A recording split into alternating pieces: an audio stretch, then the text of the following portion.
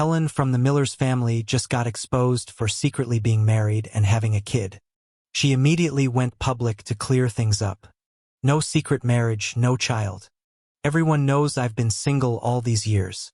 I watched her cold face on TV, then looked at my son crying silently, feeling wronged and confused. My years-long obsession suddenly just let go. When she got home, I didn't rush out with my son like before. I wasn't excitedly waiting, feeling like a newlywed after a short separation. Instead, I opened the few messages I received again. A vasectomy certificate from 6 days ago and a sentence saying, "If you're willing, Jimmy will be my only child from now on." I replied with tears in my eyes, "Come get me, I don't want to stay with the Millers anymore." I looked over at Helen's handsome, indifferent face on the screen, feeling a strange sense of disbelief. She's known for being cold and incredibly deep, her true emotions never showing on her face. But it wasn't like the rumors suggested. This is my 4th year with her. We have a very cute son. He's just turned 3. But now Helen, my wife in name only, had just publicly announced in the coolest, most serious tone that there's no secret marriage and no son. Everyone knows I've been single all these years. She adjusted her glasses with gold frames on her high-bridged nose, those deep eyes radiating a chilling light, as if piercing through the camera, landing icily on my face, advising those with malicious intentions not to fantasize and disgrace themselves. After saying this, she abruptly stood up. Her bodyguards and personal assistant quickly cleared the crowd, escorting her to the car and leaving the scene. I stiffly turned off the TV. The living room went instantly dark. Only a floor lamp in the corner cast a faint, cool light. But right then I heard a soft sob. I whipped around to see my little son. His face was streaked with tears, feeling wronged, confused, standing there motionless. "Jimmy?" I quickly got up, hurried over, and held him. "Why aren't you asleep?" Sneaking downstairs. Jimmy buried his teary face into my chest. Pouting, he asked me through sobs, "Dad, why did Mom say she doesn't have a son? If she doesn't, then what is Jimmy?" In that moment, my heart twisted in agony. Helen was severe and reticent. Though she loved Jimmy, her time at home was short, and she rarely smiled. Jimmy admired her but was still somewhat afraid of her. That's why he was more sensitive than other kids. As tears poured down again, it seemed like the persistence I held on to for so many years suddenly vanished into nothing. I gently wiped the tears from his face. "Jimmy, do you want to leave here with Dad? Where would we go? Will we come back home?" I looked down and smiled. "No, we won't come back. This isn't our home." I looked into Jimmy's eyes and earnestly told him, "This is Helen's home. We've stayed here a long time and have troubled her enough. So now it's time to leave and go to our own home." Jimmy seemed to understand, nodding, and replied in his small voice, "Jimmy will go where Dad goes." "Good." I carried him back to his room, lovingly kissing his little cheeks. "Sleep now. Dad will stay here with you." Once Jimmy was asleep, my gaze fell on a picture frame on the bedside table.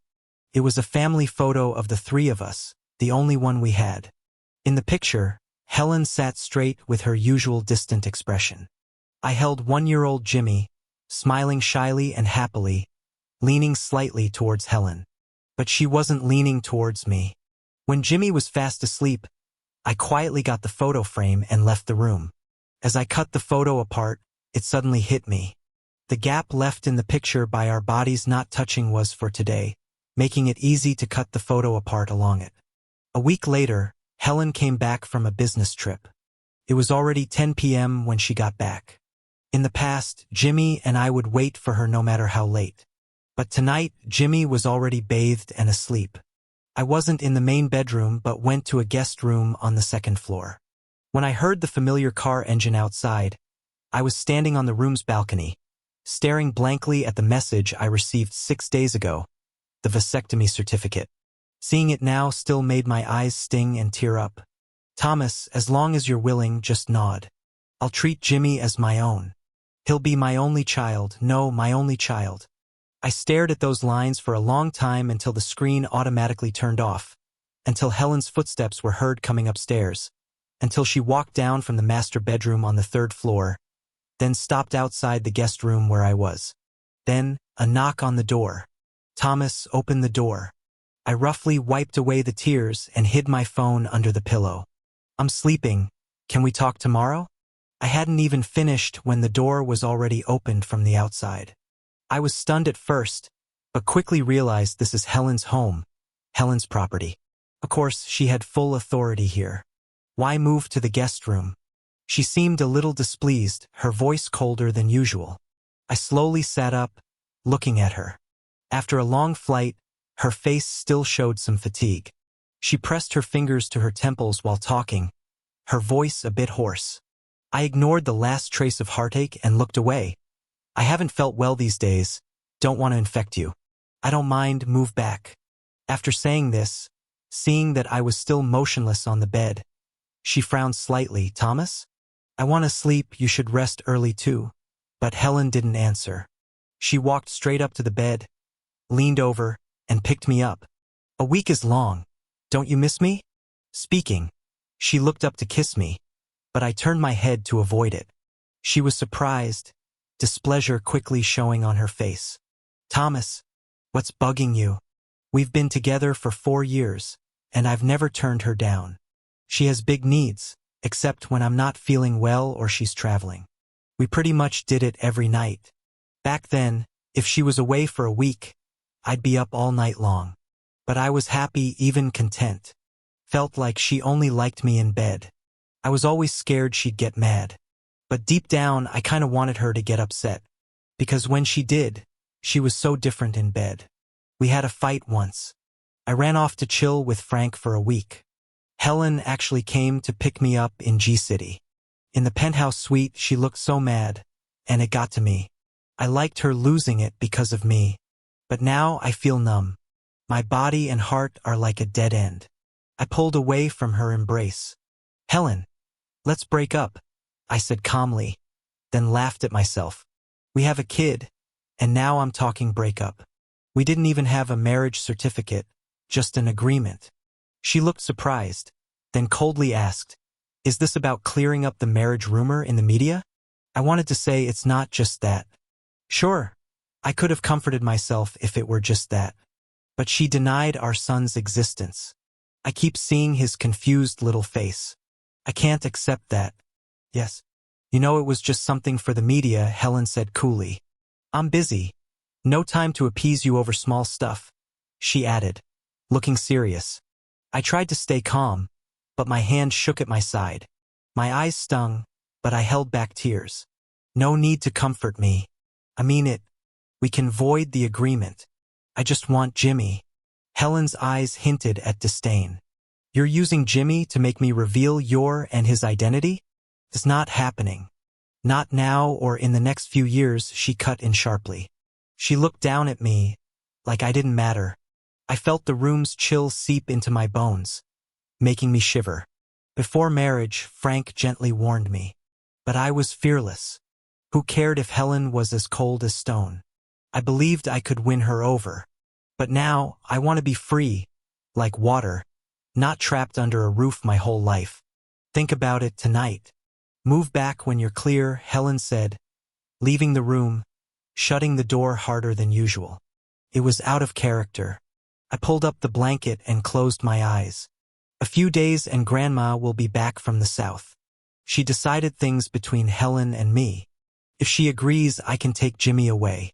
The Millers value lineage but care more about status. Helen's dad doesn't care much for Jimmy. He has a preferred son-in-law and I'm not it. Leaving with Jimmy would probably please them. The next day, Helen's dad surprisingly came by. He casually asked about Jimmy, but soon got to the point. You know about Helen clearing up the marriage thing, right? I nodded. He smiled, looking quite pleased. Didn't expect Helen to take this seriously. Rumors have been around for years, and she never addressed them. But right after hearing about Gary's divorce, she quickly set it straight with you. Helen's dad chuckled. Didn't think she'd deny Jimmy too. She's been fond of Gary since she was a teen. I sat there, buzzing. He was right. She never cleared up such rumors before. But this time was different. I knew about Gary, one of the favored son-in-law candidates. But he got married early on, and I never thought of him and Helen together. Apparently, she liked him for a long time. Helen agreed to be with me probably because the guy she liked got married. Thomas, Helen's dad, said, patting my hand, "You're smart. Your situation may not matter to you, but what about Jimmy? Should he live in the dark too?" He left, and the house went silent. Flowers wilting, swept away by the wind, vanished. I took out my phone, reread messages. "Whenever you want, Jimmy can be my only child," Jenny had written. Tears flowing, I replied. I didn't wait for Grandma to return. I had to leave the Millers. I started packing up my stuff with Jimmy, getting ready to leave the Millers' place. The maids seemed at a loss and quietly called Helen. By the time she got back, the driver of the rental car was loading my last suitcase. Jenny's flight was landing in 3 hours. She was going to take me and Jimmy away from here for good. I lost my mom when I was a kid, so I get it. Little boys with no moms tend to get bullied and have it rough. I watched as Helen got out of the car.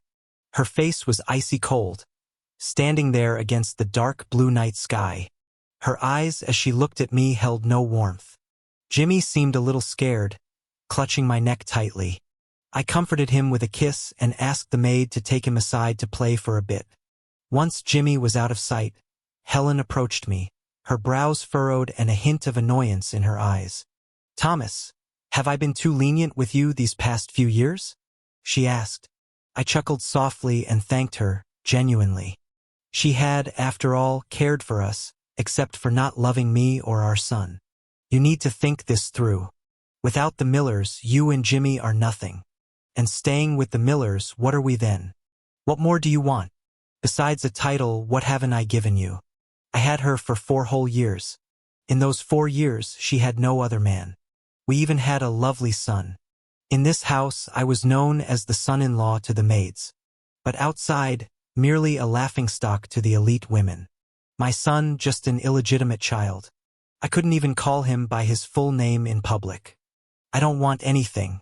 I just want to leave the Millers, take my son, and go. Can I? Thomas, I'll say this once. Maybe my stubbornness really ticked her off. Her tone had never been this harsh.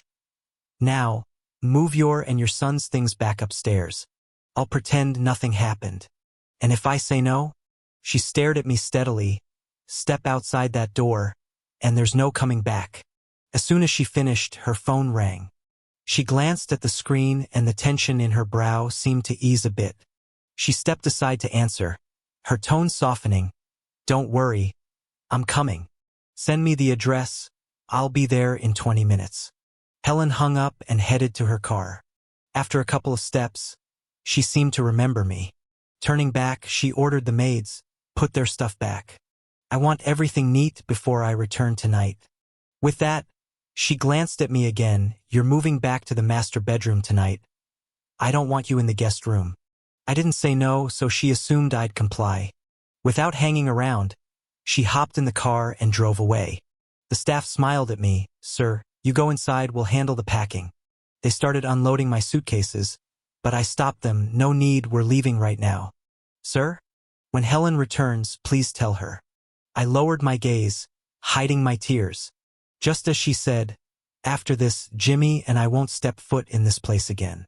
But you know Helen's temper. She's adamant. If you really go, what then? And the young master, he's a Millers after all, they said, genuinely concerned. Over the years, we had gotten along quite well. I had always been easygoing and kind. So they truly treated me with respect. I know how firm she is, I reassured them, smiling. That's why I need to go. This is the best shot I have. With her angry words about leaving and her eagerness to meet someone, I had the advantage now. Otherwise, getting Jimmy out smoothly would be near impossible. Helen, after all, is powerful, only letting go when she chooses. You worry because you care, and I appreciate that. No grudge lasts overnight. Could you and Helen maybe talk it through? We can all see Helen cares about you and the young master. Every time she's back from a trip, the first thing she asks is where you are. couldn't help but chuckle. She's proud and self-assured, so strong-willed. She's driven by desire but doesn't indulge in men. In fact, she's quite finicky about them. That's why, all these years, she's only had me, clean and clear, knowing my background. Her first question when she comes home is about me, but it's only to satisfy her desires, not affection. "Thank you for your kindness," I said, "but all that isn't important to me anymore." Without saying more, I picked up my son. "Take care, everyone." As darkness settled, I didn't hesitate, heading toward the car swiftly. Seeing my determination, no one stopped or persuaded me anymore. As I climbed in, Jimmy whispered, "Dad, won't I have a mom anymore?" I kissed his soft cheek. "Helen isn't your mom. But don't worry. One day, you'll have a mom who truly adores you." The engine roared to life. Jimmy pressed his face against the window, watching outside.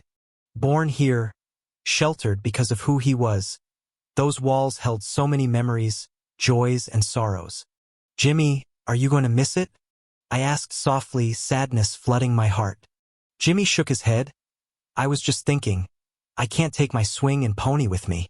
But there will be new swings and ponies in the future." Jimmy jumped into my arms. "Mom doesn't want me, I don't want her either. No, it's Aunt, not Mom." I hugged him tight and laughed. "That's right, it's Aunt, not Mom." I quietly brushed away the tear on my lashes. The huge estate slowly disappeared behind the car. Soon it was completely out of sight.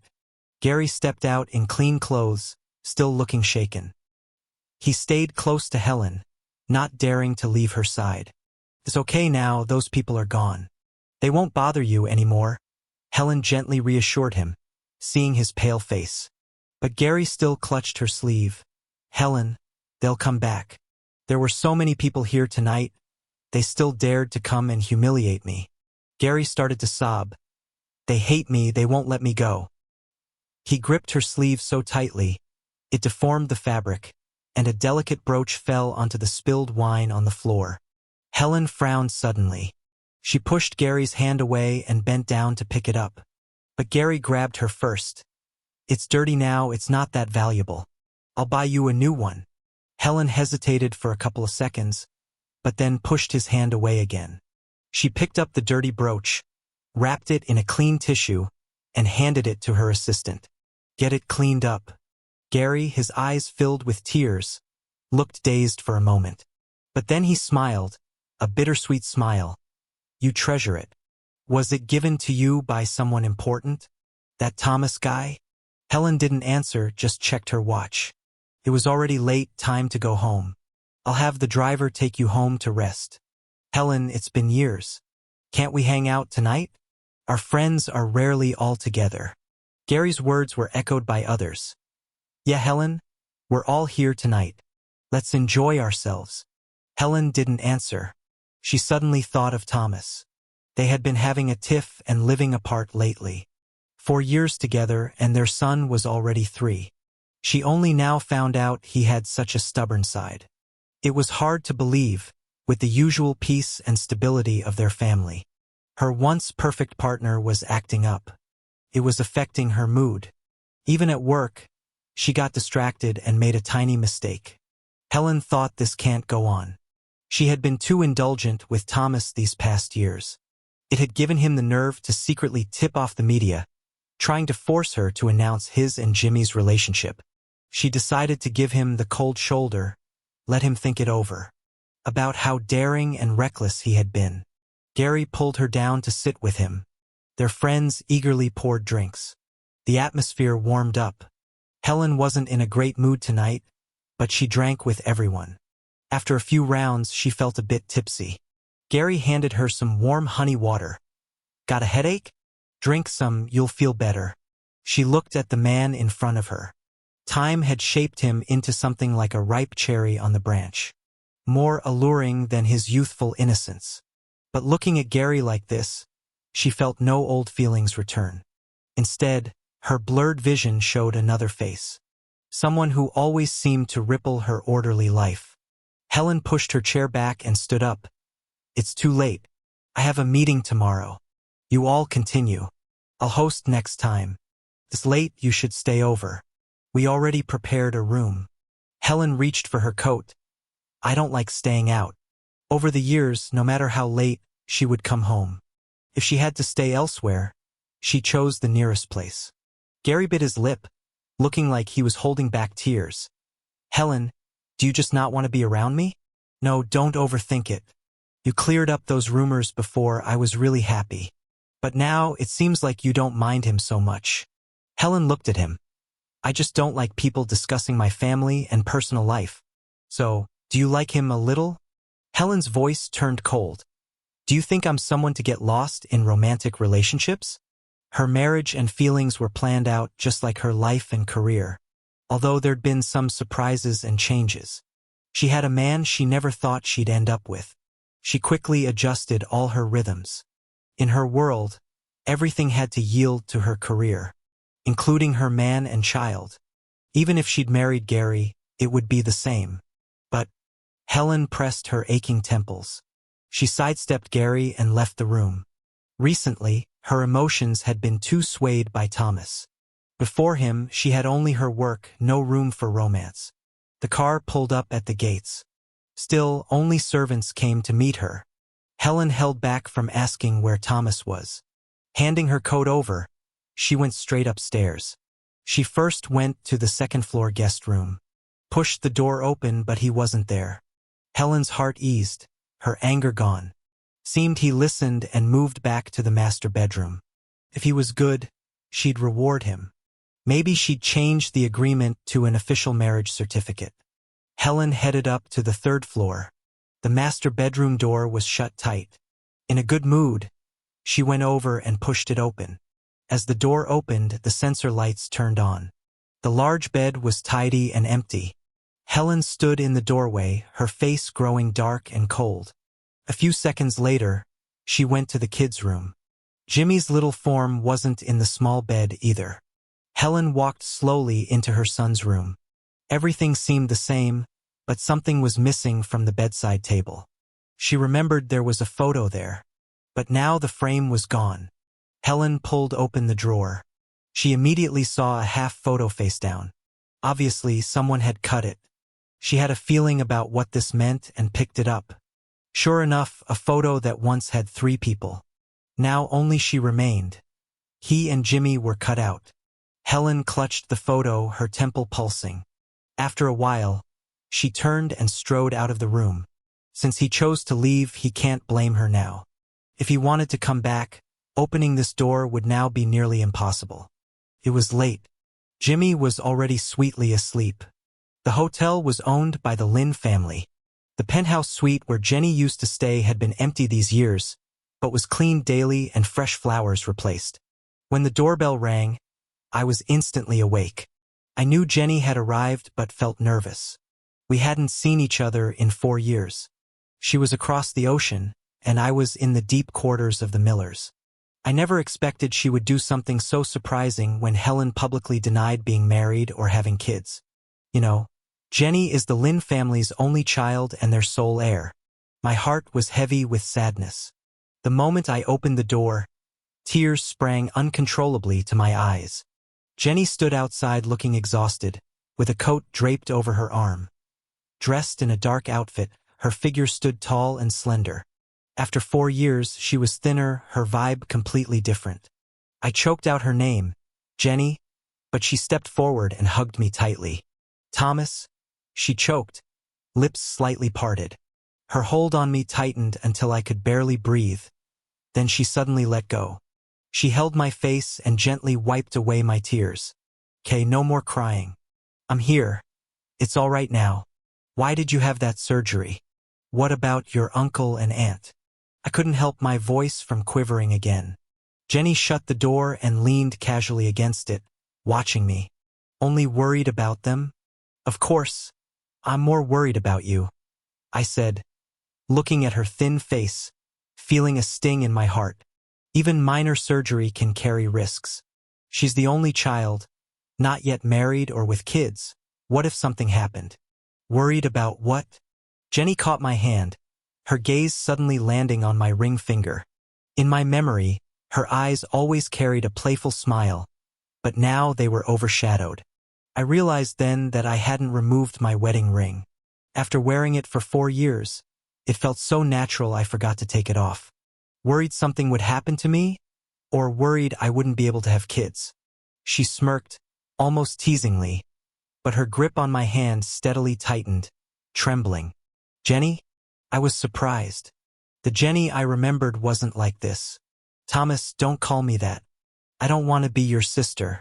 She held my hand to her face. You know, I never wanted to be your sister. We weren't actually related by blood, just connected through family ties before my father passed away. Back when both families still communicated often. Then father died, dad got sick, and we fell on hard times.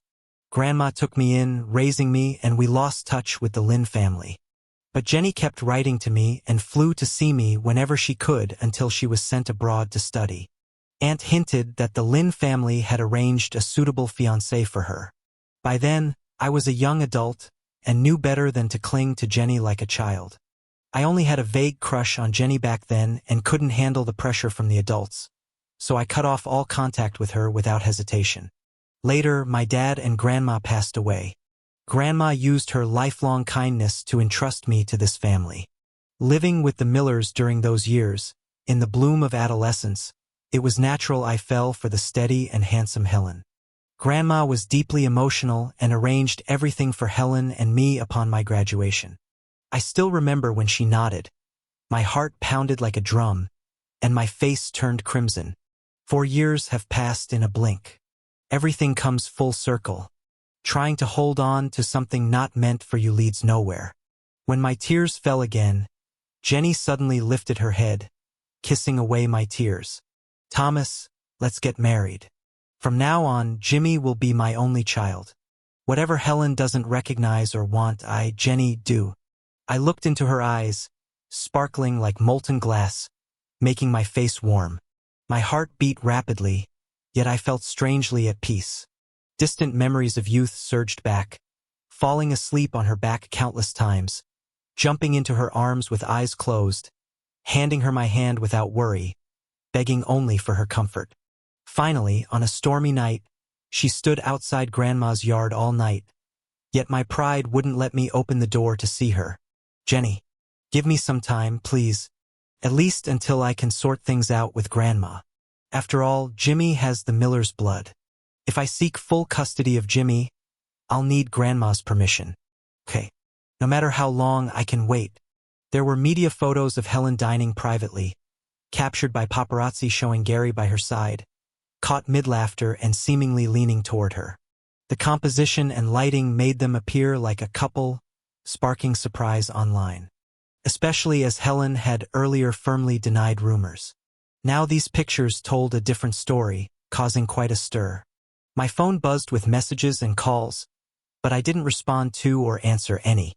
After leaving Jimmy's kindergarten, I went to the mall. Jenny had given both me and Jimmy some pretty expensive gifts. I figured I should return the favor. Just as I was about to enter a high-end store, I ran into Lucas and a few of his pals. I just nodded and tried to walk past them into the store. But Lucas stopped me, Thomas. He seemed a bit smug, unlike when he held his tongue in front of Helen. What's up? Seen the news? Lucas lifted his chin, unable to hide his smirk. Don't you think my sister and Gary make a great pair? I nodded, they do. Lucas was taken aback. Thomas? Back when he used to make fun of me behind Helen's back, I'd cry silently in frustration. In his mind, I should be acting the same now. Anything else? Aren't you crazy? If my sister and Gary get back together, do you think there's still a place for you in the Millers? Aren't you jealous? I looked at Lucas calmly.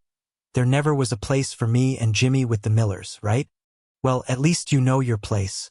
Lucas said, but his expression wasn't as pleased as before. I ignored him and went into the store. I've been here a few times and know one of the salesgirls. I wanted to check out brooches, and she immediately showed me some new styles. They were the kind I used to buy for Helen. Seeing the brooches made my mind wander for a moment. She wore the tie and brooch I bought her that day. When she so heartlessly denied our son's existence, didn't she feel any regret? But I quickly shook off that thought. Let me see these. Jenny's taste is completely different from Helen's. I picked two with a strong design and had them wrapped up. Only after paying did I realize the card I used was a supplementary card Helen had given me for personal spending. For years, and she'd intertwined herself into every part of my life. But now, if I'm cutting ties, I need to make it clean. After some hassle, I refunded the transaction and paid again with another card, then unlinked all the cards. On my way out, Helen called. I hesitated but answered. Bought something and returned it? She got straight to the point. Used the wrong card, switched it, I replied honestly. There was a brief silence on the other end. When she spoke again, her voice was quieter. That card was for you to use. Not anymore. Thomas, how long are you going to keep this up with me? I gave a weak smile. I'm not holding anything against you. Helen, I've left the Millers. I'm done with it. Are you sure? Yes. The call ended abruptly.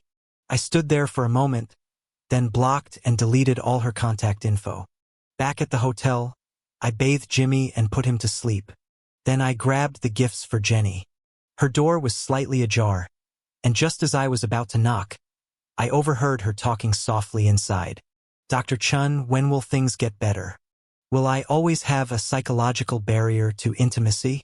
I was stunned, and the bag in my hand slipped to the floor.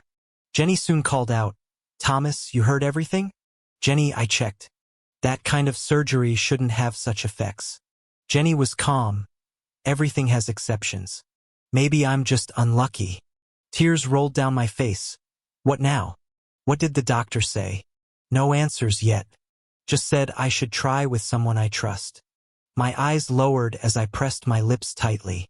Jenny seemed unbothered. Don't think too much. It's not a big deal. How can you say that? It's huge. I've lived without a partner before. I can manage.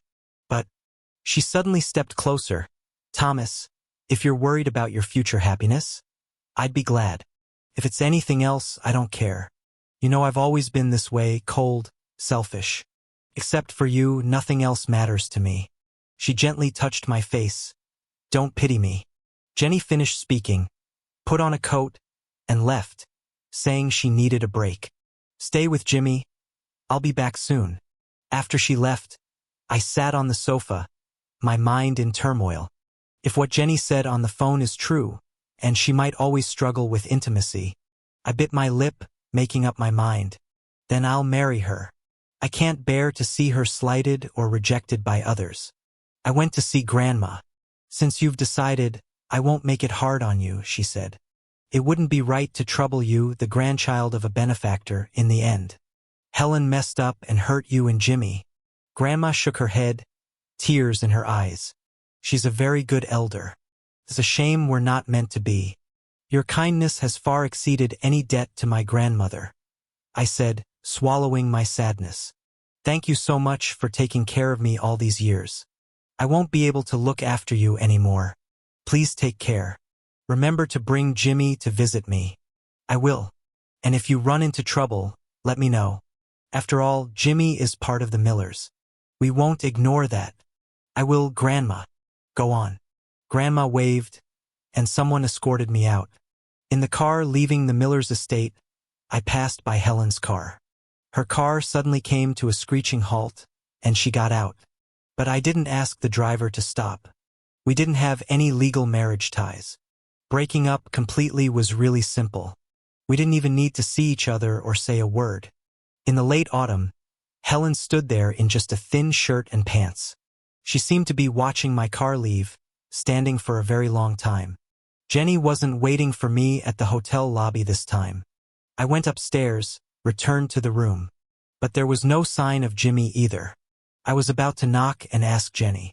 Suddenly, her door swung open from inside. Then, my wrist was grabbed tightly, and I was pulled inside. Jenny? Where's Jimmy? Where'd he go? Why are you so hot? I hesitantly tried to touch her forehead.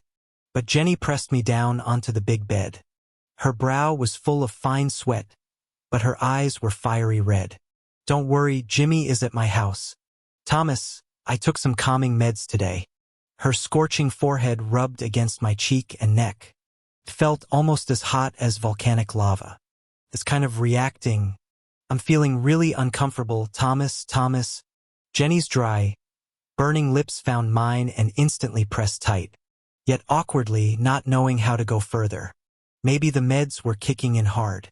Sweat seeped layer by layer from her forehead.